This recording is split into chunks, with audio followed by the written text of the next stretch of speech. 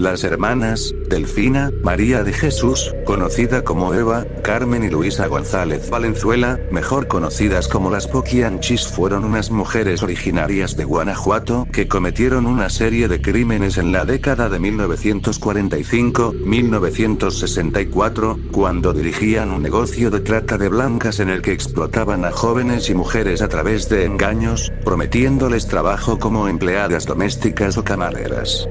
Las víctimas eran sometidas a condiciones inhumanas, obligadas a la prostitución y, en muchos casos, asesinadas por diversas razones, incluyendo intentos de escape, enfermedades o incluso por poco rendimiento en el trabajo al que fueron forzadas. El número exacto de víctimas es difícil de determinar, pero se estima que podría oscilar entre 80 y 150 mujeres y niñas.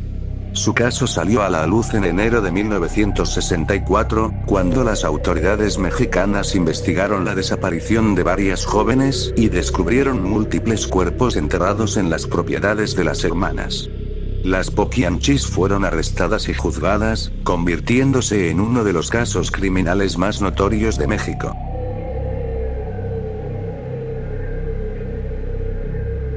Gregorio Goyo Cárdenas Hernández fue un criminal mexicano en la década de 1940, conocido como el Estrangulador de Tacuba. Contaba con un alto coeficiente intelectual a pesar de haber padecido encefalitis de niño. Al momento de cometer sus crímenes era estudiante de química en la Universidad Nacional Autónoma de México. Cárdenas Hernández llevaba a las víctimas a su casa, ubicada muy cerca de la calzada México-Tacuba, donde las estrangulaba y posteriormente enterraba sus cuerpos en el jardín de su domicilio. Su captura se produjo después de que vecinos reportaran olores fétidos provenientes de su propiedad, lo que llevó a la policía a descubrir los cuerpos de las mujeres asesinadas. Tras su arresto, fue juzgado y condenado a prisión, donde se dedicó a estudiar Derecho. Al salir de la penitenciaría, fue invitado a la Cámara de Diputados, donde lo presentaron como un ejemplo de un criminal rehabilitado y poder incorporarse a la sociedad.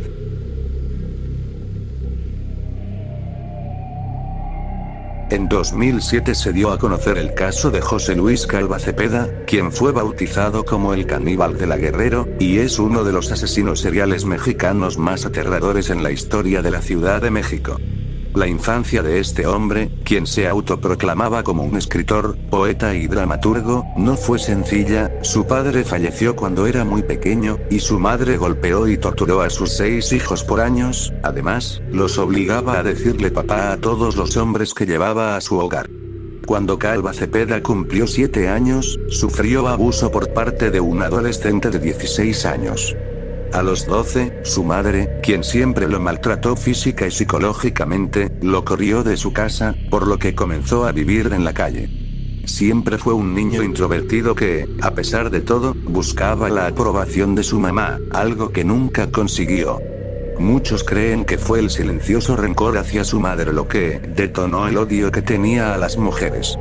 Lo que lo convirtió en un feminicida serial, fue el hecho de que fue un asesino en serie que cometió 3 o más asesinatos, generalmente con el mismo modus operandi, durante un extenso periodo, y normalmente, con un lapso de enfriamiento entre cada crimen.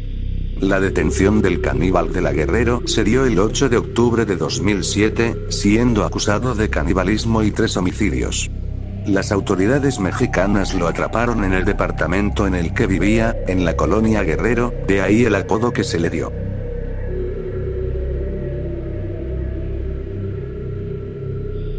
Juana Barraza, quien fue mejor conocida como la Mataviejitas, es una de las asesinas seriales que han aparecido en la Ciudad de México que más han conmocionado al país, y de las que más ha llamado la atención, pues es una mujer que se dedicó a asesinar a ancianas, de ahí su sobrenombre.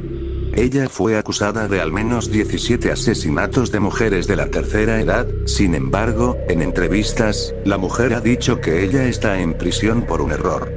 El 25 de enero de 2006, Juana Barraza se levantó, preparó el desayuno para sus hijos Emma y José, quienes se fueron a la escuela, para luego salir de su casa para ofrecer sus servicios como empleada doméstica.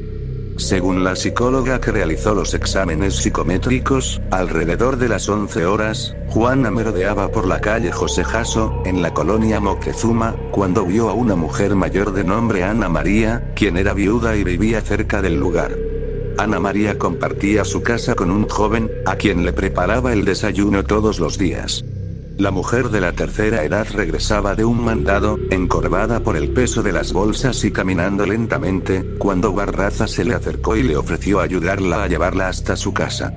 Ya en el departamento de la mujer, Juana le comentó que se dedicaba a hacer servicios de lavado y planchado. La mujer de 84 años le ofreció 22 pesos por una docena de ropa, pero Barraza le respondió que era muy poco. Como respuesta solo escuchó que Ana María la insultaba por no aceptar su oferta. Juana no respondió, pero tomó un estetoscopio que se encontraba sobre la mesa, se puso detrás de la anciana y utilizando el cordón de caucho rodeó el cuello de Ana María, y la estranguló hasta dejarla sin aire. Barraza escapó de inmediato del lugar, pero en el momento en el que salía, el joven que vivía con la anciana llegó al lugar y encontró a Ana María muerta. Llamó a la policía y tras una breve persecución, atraparon a Barraza, quien coincidía con el retrato hablado de un asesino serial que los medios de comunicación habían nombrado la Mataviejitas.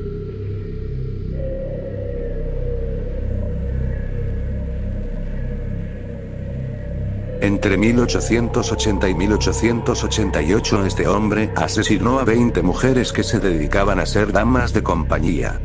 Las crónicas de la época lo describen como un hombre que, a pesar de ser casi analfabeto, actuaba de manera muy educada con las mujeres para ganar su confianza. Pero en realidad era un ser pendenciero, vil, ególatra y manipulador. El mote del chalequero provino de su estilo de vestir, pues dicen que solía llevar pantalones entallados, fajas y un chaleco.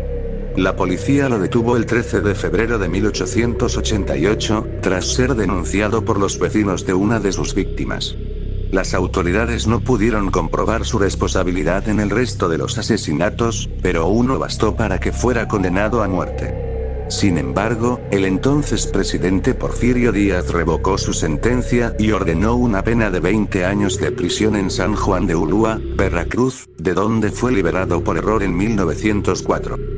Al salir de la cárcel tuvo una última víctima, Antonia, una mujer de edad avanzada a quien abusó, golpeó y degolló.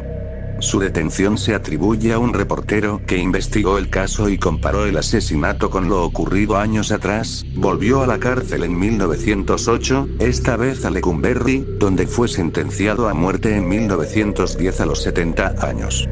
Carlos Roumainac, uno de los primeros criminólogos mexicanos, concluyó que el también llamado degollador del Río Consulado, porque allí encontraron a la anciana asesinada, era un criminal nato a quien describió como un degenerado inmoral violento.